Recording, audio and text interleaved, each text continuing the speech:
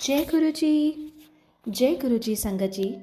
गुरु जी रहमत चैनल पे आप सभी संगत का स्वागत है। आज का सत्संग बहुत ही प्यारा सत्संग है। गुरु महाराज की पुरानी संगत प्रीति आंटी का सत्संग है। संगत जी, आप सभी से निवेदन करूँगी इस सत्संग को पूरा और अंत तक ज़रूर सुनें। हम सभी के जीवन में एक ललक होती है महाराज के दिव्य दर्शन की। बहुत सी संगतों को दर्शन हुए हैं और कुछ हम में से ऐसी संगत भी हैं। सभी की लालसा है कि महाराज के वो दिव्य दर्शन की अनुभूति उन सभी को हो। आज का सत्संग भी कुछ ऐसा ही है। मैं आप सभी से ये कहूँगी, इस सत्संग को ज़्यादा से ज़्यादा संगत तक भी ज़रूर साझा करें और आप सभी के जो भी परेशानियाँ हैं वो जल्द से जल्द महाराज दूर करें। चलिए सुनते हैं प्रीति आंटी का सत्संग। जय गुरु जी। शुक्राना गुरु महाराज। प्रणाम सारी संगत, प्रणाम गुरु जी। थैंक यू गुरु जी कि आपने इस काबिल समझा है मुझे कि मैं आपके सत्संग भी कर पाऊँ। मैं गुरु जी के पास 1992 पे फर्स्ट टाइम गई थी। उस टाइम मुझे इतनी समझ भी नहीं थी। मेरी फ्रेंड अनीता वर्मा मुझे ले गई थी। गई वहां बैठ के इधर उधर देख के आ गई। उस टाइम टेररिज्म था पंजाब में और मुझे रीनल कॉलिक की प्रॉब्लम थी, पथरी की प्रॉब्लम थी। गुरुजी चंडीगढ़ गए थे और मैं जलंधर में थी और रात को 1 बजे मुझे दर्द शुरू हो गई। इतनी तकलीफ थी और मैंने अपने हस्बैंड को कहा कि मुझे तकलीफ हो रही है, तो उन्होंने कहा मैं तेरे को रात को लेके जाऊंगा तो हम तो वैसे ही मर जाएंगे, किसी न किसी की कहीं ना कहीं से गोली लगनी है, तो तू किसी तरह भगवान का नाम ले और सुबह तक इंतजार कर। इतनी तकलीफ थी, भगवान का नाम तो लेना दूर की बात थी। एनीवेज मैंने सुना था कि गुरुजी को अरदास करो तो गुरुजी सुन लेते हैं, बट देन आई थॉट कि गुरुजी तो चंडीगढ़ में है, उनको तो मैंने कभी बताया ही नहीं कि मुझे पथरी की प्रॉब्लम है। खैर इतनी तकलीफ में थी, मैंने कहा चलो लेट मी ट्राई एंड मैंने गुरुजी को अरदास किया। मेरे बेड के पीछे एक शेल्फ थी जिसपे मेरी बेटी का पेंडेंट पड़ा हुआ था। मेरी बेटी की आदत थी कि जिस मंदिर जाना उसके बाहर जो दुकानें होती थी ना, वहां से पेंडेंट्स ले लेती थी। एक ही चेन में उसने शिव जी के, माता के, गुरु बाबा के पेंडेंट में पुरोए हुए थे तस्वीरें। तो जब मैंने ऐसे अरदास की तो वो पेंडेंट मेरे हाथ में गिर गया। एनीवे सन्नाटा था रात का, तो मेरे हस्बैंड ने पूछा कि ये क्या, मैं क्या पता नहीं, भानवी का पेंडेंट पड़ा हुआ ऊपर, तो वो शायद मेरे हाथ में गिर गया। यानी उसके बाद I must have fallen asleep, because उसके बाद मुझे नहीं पता क्या हुआ। सुबह जब उठी तो मैं बिल्कुल ठीक थी और मेरे हस्बैंड ने कहा चलो मैं तुम्हें ले जाता हूँ। मैं कहा नहीं, अब तो मैं ठीक हो गई हूँ, अगर तकलीफ हुई तो मैं आपको बता दूँ। I did not connect this with Guruji at all, because मैं अपने मन में सोच रही थी कि गुरुजी तो चंडीगढ़ में है, मैंने तो उनको बताया ही नहीं है। एज टाइम वेंट बाय और हम साथ गुरुजी के जुड़ते रहे। 10 साल निकल गए तो मुझे रसौली हुई थी, एक लंप, और डॉक्टर ने कहा था कि इसकी बायोप्सी करवाओ। उस टाइम गुरुजी दिल्ली में थे और हम जलंधर से गए। आई वाज टीचिंग, तो मेरे को एक वीकेंड ही मिला था, छुट्टी, एक दिन की छुट्टी मिली। मैं गई और उस दिन बड़े मंदिर में बहुत बड़ा फंक्शन था और इतने लोग थे, तो मैं अपने मन में सोचूं कि मैं गुरुजी के पास पहुंचूं कैसे और उनको बताऊं कैसे, और मुझे तो वापस कल जाना ही है, नहीं तो मैं मंडे को स्कूल जा ही नहीं पाऊंगी। अचानक और फिर मैंने सोचा मैं कि गुरुजी प्लीज आप ही मुझे बुला लो ना, मैं कैसे आपके पास पहुंचूं। जस्ट देन सेवादार के मैं सेट कि यहाँ प्रीति आंटी है कोई, प्रीति आंटी जलंधर से। सर हाँ जी मैं हूँ, कहते गुरुजी बुला रहे हैं आप। तो मैं गई गुरुजी के पास और उन्होंने मुझे जहाँ लंगर पीछे की तरफ लिखा वहां ले गए। उस टाइम पूरी तरह कंस्ट्रक्शन हुई नहीं थी, अभी वो सारी जगह बन रही थी, तो वहां वो ठहरने लगे और मैं भी साथ साथ उनके। तो कहते हाँ कितना आना होया। तो फिर गुरुजी ऐसे मेरे को लंप है, तो डॉक्टर मलविंदर कौर ने कहा है कि मुझे बायोप्सी करवानी है। तो मैंने सोचा मैं आपसे आपके आशीर्वाद ले लूं। तो उन्होंने कुछ कहा नहीं, कहते कदों वापस जाना है। मैं क्या परसों। गुरुजी कहते ठीक है कल आ जाए। तो ठीक है। कल शाम को जब मैं गई तो 10 बजे रात तक उन्होंने कुछ कहा नहीं, और 10 बजे जब वो लोगों को छुट्टी दे रहे थे तो 10 बजे रात को वो मुझे कहते हैं चल गड़वी लिया। ऐसे बट गुरुजी आपने तो गड़वी मंगवाई नहीं। कहता फिर तू वापस जाना है कल स्कूल, वापस जाना है तो गड़वी लाके आ। अब 10 बजे रात को I went to Sudha aunty. ऐसे सुधा मैं अब क्या करूं, मैंने 10 बजे रात को गड़वी कहाँ से मिलेगी। विपी अंकल भी वहां थे। तो विपिन ने कहा कि मेहरौली इज द क्लोजेस्ट, अगर तेरे को मिलेगा इस वक्त, वैसे तो मुश्किल ही है, पर तू जा, अगर गुरुजी ने कहा था he must be having something in his mind, तू जा। उस टाइम जसिका लाल का मर्डर हुआ था उधर, तो वहां कर्फ्यू लगी हुई थी। कह रहे भी दोनों, मेरे हस्बैंड और मैं, हम डरते डरते गए वहां, सन्नाटा, अंधेरा, एक बंदा ना एक जानवर नजर आ रहा था वहां, सिर्फ एक अचानक रेडी वाला जा रहा था। तो मैंने रोकी गाड़ी, उसको कहा कि भैया यहाँ कोई दुकान खुली हुई। वो भी हमारी शक्ल देखे कि ये पागल हो गए हैं, इस वक्त आए हैं जो गड़वी मतलब दुकान के बारे पूछने। सो देन आई सेड कि देखो हमारे गुरुजी हैं, उन्होंने मेरे से एक गड़वी मंगवाई है और उनका हुक्म मैंने मानना ही माना है, तो प्लीज आप मुझे बताइए मैं कहाँ से लाऊं। तो then he give me directions कि इधर लेफ्ट जाओ राइट जाओ, वहां एक दुकानदार है जिसके घर में उसका गोडाउन है, तो अगर उसके पास हो तो हो, वैसे मुझे नहीं पता और कोई जगह। रात को अंधेरे में गलियों में, ना हमें पता ना कुछ, कहाँ हम जा रहे हैं, जो हमने गुरुजी का नाम लेना शुरू किया, मेरे ख्याल इतना पाठ तो मैंने जिंदगी में नहीं किया होना, इतनी तो मैं कभी भी नहीं डरी हूँ। पहुंचे, खटखटाया दरवाजा, वो खोले ही ना दरवाजा, क्योंकि उस टाइम सब डरे हुए थे। यानी भी मेरे हस्बैंड ने कहा तू आवाज मार, औरत की आवाज सुन के शायद वो खोल देंगे, तो ऐसे रोके। सो देन आई सेड के भाई साहब प्लीज आप खोल के, एनीवे दे कॉल्ड अस इन। मेरा रंग था एकदम डरी हुई। उन्होंने वैसे हमको कोल्ड ड्रिंक दिया और फिर हमसे पूछा, तो हमने कहा कि ऐसे हमारे गुरुजी ने ना गड़वी मंगवाई है। तो एनीवे गड़वी लेके हम वापस गए गुरुजी के। गुरुजी वाज वेटिंग, उन्होंने लंगर भी नहीं खाया था। उन्होंने कहा पहले अनानु लंगर खुआओ, and then after that he called me into the room. उन्होंने गड़वी ब्लेस की और कहा कि रात को इसमें पानी रखना, सुबह जितना पी सकते हो पियो, बाकी उसको बाल्टी में डाल के नहा लेना। And I did that for 10 days और वो लंप डिसअपीयर हो गया। इस चीज से मुझे एक चीज समझ आई कि जो डर मुझे, जिस चीज से मुझे बीतना था, वो डर से जो मुझे बीतना था, अगर मैंने बायोप्सी करवाई होती वो उन्होंने मेरी रात को अंधेरी सड़कों में गलियों में भटकते भटकते वो डर मेरा कटवाया। आई मीन टू से कि जो हमने कर्म काटने हैं, Guruji was very clear about that, कि वो तुम यही काट दो, क्योंकि मैं तुम्हारे साथ हूं।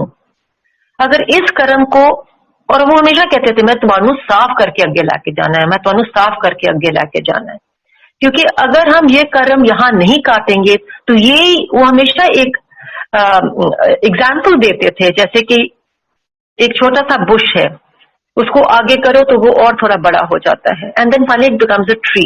सो ऑल्सो हमारे कर्म ऐसे होते हैं, अगर वी कैरी इट फॉरवर्ड तो वही कर्म इतने बड़े हो जाते हैं कि फिर पेड़ को काटना कितना मुश्किल है एज कम्पेयर टू बुश को काटना।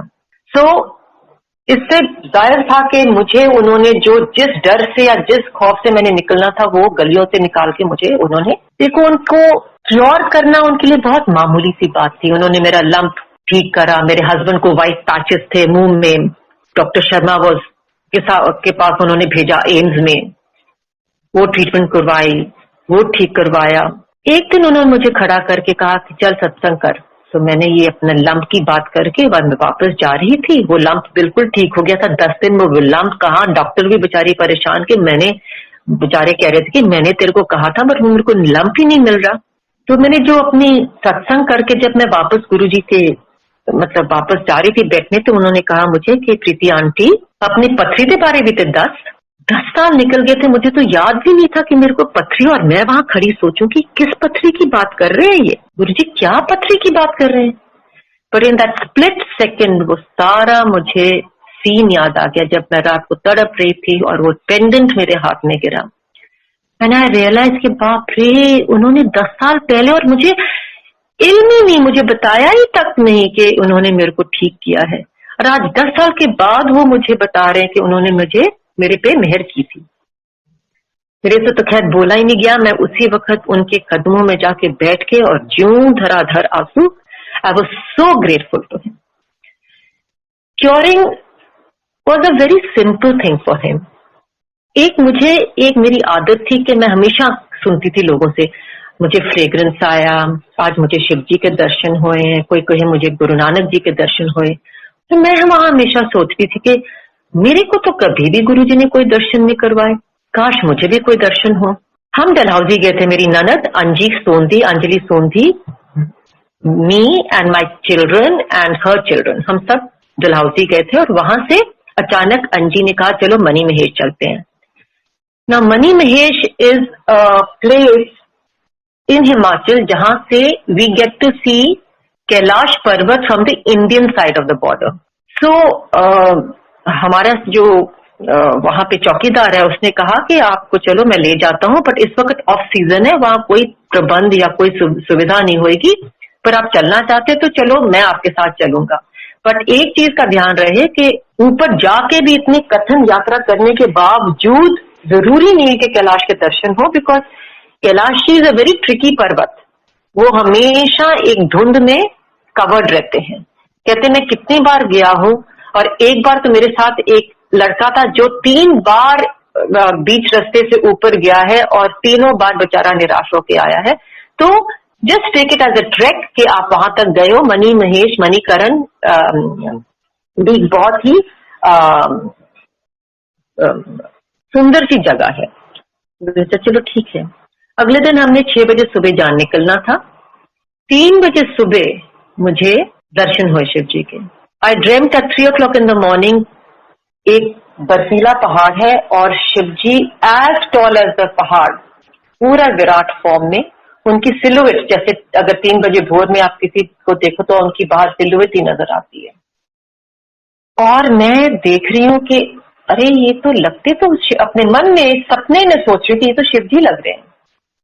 और उनके पांव की कदम पे एक शिवलिंग थी जहां के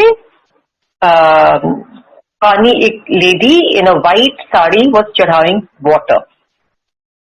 तो मैंने अपने मन में सोचा ओ दैट माँ पार्वती। एक बहुत पुराना और एक बहुत मशहूर कैलेंडर है जहां हमेशा ये शिवलिंग के पे पार्वती माँ जल चढ़ा रही हैं, फूल चढ़ा रही हैं और उसके आगे शिव जी खड़े हैं। Exactly the same picture. Anyway मैं 30 जब उठी हूं तो मेरे में ऐसी जैसे कि एनर्जी, मुझे संभाला नहीं जा रहा था, मुझसे संभाला नहीं जा रहा था वो दर्शन। और मुझे लगे कि मैं किसी को उठा के बताऊं। फिर मैंने सोचा कि नहीं, अगर इनको बताऊंगी तो ये मेरा विश्वास ही नहीं करेंगे। उसी वक्त अभी दर्शन हुए ही नहीं थे। मेरे पापी मन, मैं सोचूं कि ओके शिव जी, अगर आपने सचमुच मुझे दर्शन दिए हैं तो आप मुझे कैलाश जी के दर्शन करवाओगे, फिर ही मैं मानूंगी कि आपने मुझे दर्शन दिए हैं। Got up, we went.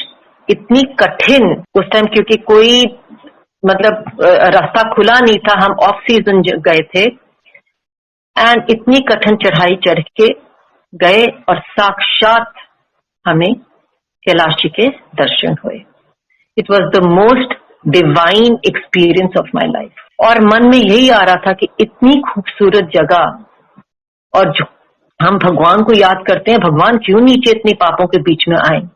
इतनी खूबसूरती मैंने जिंदगी में कहीं नहीं देखी। It was like being in स्वर्ग। एक अनोखा एहसास, एक I've never experienced anything like that. Anyway, वापस आए। मैं इतनी वैराग में थी, मुझे किसी चीज में मुझे लगे कि कोई मेरे से बात ही ना करे, मुझसे कोई बात ना करे। मैं जलंधर वापस आई, मेरे हस्बैंड मुझसे बात करे, मैं बस एक ही रट, मेरा मन ही नहीं लग रहा, मुझे वापस जाना है।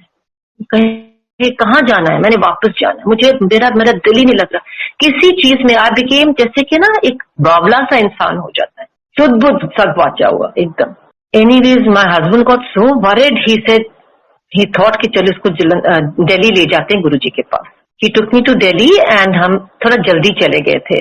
तो उन्होंने मुझे कमरे पे बुलाया और जैसे मैं अंदर गई तो उस टाइम किशोरी जो उनके वो थे, नाई थे, वो वहां थे। तो किशोरी ने अपना वो कर करके वो चले गए। तो शिवजी गुरुजी ने कहा कि हाँ प्रीति आंटी की गल है। तो फिर गुरुजी मुझे ना शिव जी के दर्शन हुए। तो वो मेरे की तरफ देख के कहते हैं हाँ मुझे पता है, तभी तो तेरे को कैलाश के दर्शन हुए हैं। And I said my God, he knew all of that.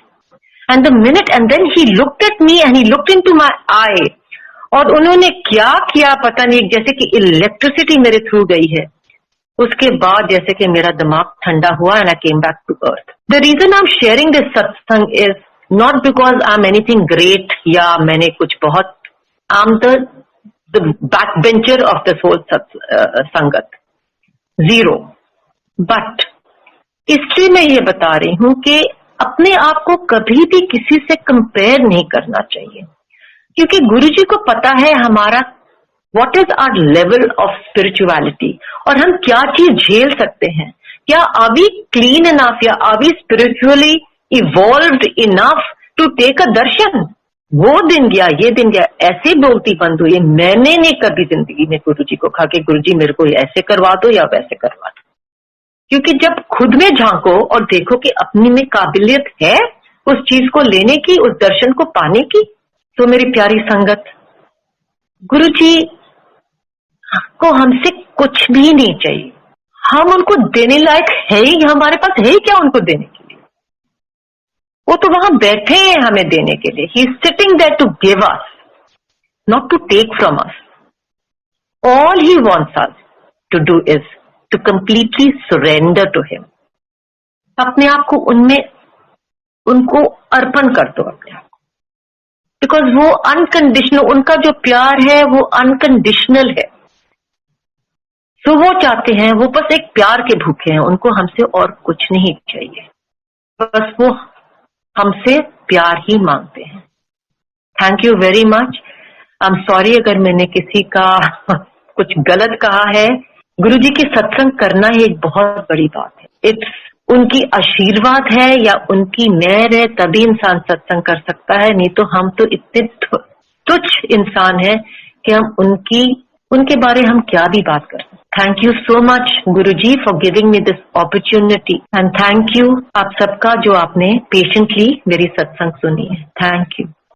शुक्राना गुरु महाराज का, बहुत बहुत शुक्राना। Thank you so much aunty, इतना प्यारा भावपूर्ण सत्संग सुनाने के लिए। आई एम श्योर महाराज की असीम कृपा आपके और आपके पूरे परिवार पर है। उम्मीद करूंगी कि सभी संगत पर महाराज की कृपा दृष्टि यूं ही बनी रहे, और उम्मीद करूंगी कि आपके सत्संग के द्वारा बहुत सी संगतों को आज उनकी परेशानियों का हल ज़रूर मिला होगा। इसी के साथ जय गुरु जी, शुक्राना गुरु महाराज।